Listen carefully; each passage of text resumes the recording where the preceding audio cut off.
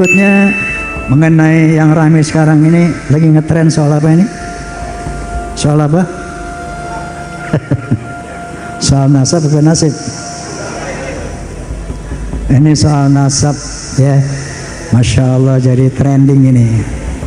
Saya terpaksa ikut bicara, tujuannya sebagai penengah dalam mengamalkan watawasau bil haqq watawasau bis sabr, saling berwasiat tentang kebenaran dan saling berwasiat tentang kesabaran.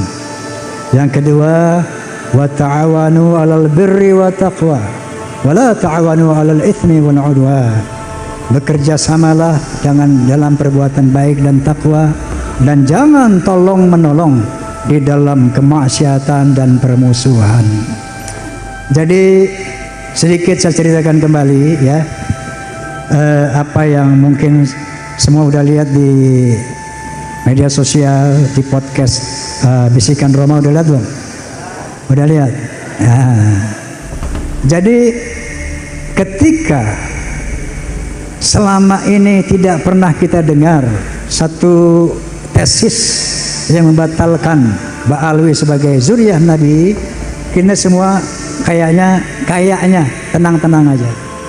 Tiba-tiba ada satu tesis yang mengatakan di bawah pendapat Haji Imaduddin Usman, yang mengatakan secara historis, secara sejarah, secara manuskrip dari abad ke-4, ke-5, ke-6, ke-7 sampai ke-8 tidak ada yang bernama Ubaidillah.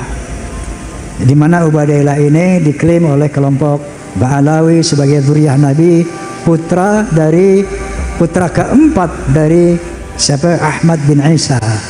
Sementara dalam manuskrip dari abad ke-4 sampai ke-8 yang diteliti oleh Kiai Haji Imaduddin, konon kata beliau tidak mendapatkan anak yang keempat itu, Ubaidillah. Yang ada cuma 3 putra beliau, yaitu Muhammad, Ali, dan Husain. Nah, ini muncul di abad yang ke-9 nama Ubaidillah ini. Maka beliau menyimpulkan bahwa nama Ubaidillah sebagai dzurriyyah daripada Ba'alawi ini cangkokan. Itulah dimulainya begitu. Sampai sekarang ini tentunya belum tuntas ya. Maka saya teringat, saya tanya waktu podcast dengan beliau kemarin, kenapa? Apa awalnya Anda melakukan penelitian ini? Padahal beliau dulu yang membuat nasab tentang Ba'alawi ini. Lalu kata beliau, selama ini saya menyaksikan arogansi daripada oknum-oknum habaib yang jauh dari syariah. Jadi membuat doktrin-doktrin yang sesat, menyesatkan. Seperti apa misalnya? Misalnya kita sering ada viral di sebuah video. Ada seorang habib berkata begini misalnya. Itu ada tukang kacang namanya Maman. Itu si Maman ini nggak beres ibadahnya. Tapi beliau ketika seorang habib, nggak perlu saya sebut namanya, al-maghfurullah, udah meninggal dunia soalnya. Kalau minta kacang dianterin. Satu saat si Maman ini meninggal. Maka dikasih tahu sama Habib ini, Bib, Maman meninggal, baik nanti aku datang. Begitu Habib ini datang, dititipin surat di bawah lehernya, kata Habib ini. Ditulis sebuah surat, disimpan di bawah lehernya. Man, nanti kalau munkar wa nakir tanya, lo jangan jawab. Kasih aja nih surat, nanti lo masuk surga bi ghairi hisab. Ini kayak begini yang disebarkan. Menurut Kiai Imad, banyak hal-hal seperti itu, yang khurafat seperti itu. Maka muncullah kecurigaan beliau. Maka beliau mulai meneliti ya. Nah, tentunya ada sanggahan-sanggahan dan sebagainya. Nah, sampai kepada tes DNA. Saya juga sudah podcast, barangkali antum sudah lihat podcast saya dengan Dr. Hugeng. Ya, beliau menyatakan bahwa menurut tes DNA bahwa yang namanya Ba'alawi mustahil sebagai keturunan Nabi. Mustahil sebagai keturunan Nabi. Ini menurut pendapat Dr. Hugeng. Dan ternyata Najwa Shihab pun telah bersaksi di media bahwa beliau telah mengadakan tes DNA.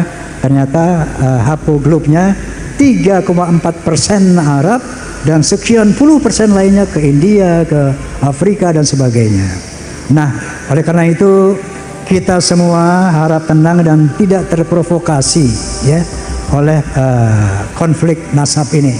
Karena nanti insya Allah atas kesepakatan Kiai Imad, Romel dan juga mungkin Rabitul Alawiyah juga akan saya undang Habib Taufik insya Allah Segaf akan saya undang untuk berbicara di podcast saya agar ada berita yang seimbang. Nanti insya Allah kita akan sepakati untuk duduk bersama yang dimediasi oleh pihak yang netral, Civitas Akademika misalnya. Nanti beliau akan memohon kepada universitas mana yang bersedia memediasi ini. Tentu dengan para ahli, profesor ahli dan sebagainya, ahli sejarah dan ahli genetika tentunya. Nanti mungkin di situ yang akan menentukan endingnya seperti apa. Namun apapun hasilnya nanti tetap jaga persaudaraan para muhibbin, gak usah berhenti mencintai Habib. Seperti saya sering saya katakan di podcast saya, itu yang namanya Habib Rizik Syihab, kemudian Habib Ali Kuitang, Habib ini, semua sahabat-sahabat saya. Masya Allah, dengan adanya ini terus terang saya merasa sedih. Tapi apa buat hal ini harus dikelirkan, dijelaskan. Ya, jadi walaupun nanti hasilnya mereka bukan turunan Nabi, tetap kita akan jaga persahabatan itu. Kenapa?